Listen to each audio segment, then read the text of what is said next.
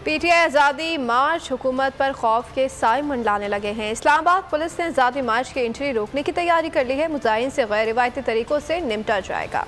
एहलकारों को 567 आंसू gas guns और 50,000 से ज़ायद शेल फराहम किए गए हैं। 500 रबड़ गन्स और 3,300 कारतूस और एक 17 पेपर गन भी फराहम कर दिए गए हैं। 11,000 पेपर बॉल भी सिक्योरिटी एहलकारों के हवाले कर दिए गए। मुजाहिरीन की निशानदही गिरफ्तारी के लिए स्प्रे पेंट भी दिया गया है और 5,000 रेंजर्स एहलकार सिक्योरिटी फ़राइज़ अंजाम देंगे। सिंध पुलिस के 500 एहलकार भी सूरत हाल को कंट्रोल में रखने के लिए इस्लामाबाद पुलिस की मावनत करेंगे।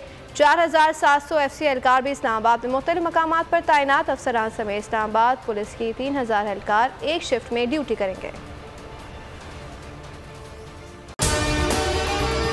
अगर आपको हमारी ये वीडियो पसंद आई है तो लाइक पर क्लिक कीजिए।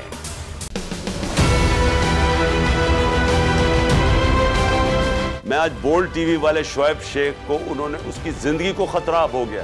पहले उसको था अरशद शरीफ को, आज शोएब शेख का मुझे पैगाम आया, उसको धमकियां दे रहे हैं कि उसको मारेंगे। इस सिर्फ के बोल्ड टीवी हमें उठा रहा है। बोल्ड ने हमेशा हक और सदाकत का साथ दिया, सच के साथ खड़ा रहा।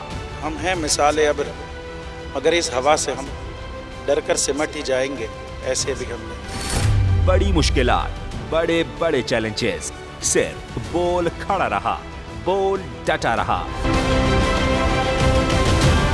बोल को है जरूरत अवाम के दुआओं की। इजहार आसाती के लिए, पाकिस्तान के लिए, पाकिस्तानी अवाम के लिए।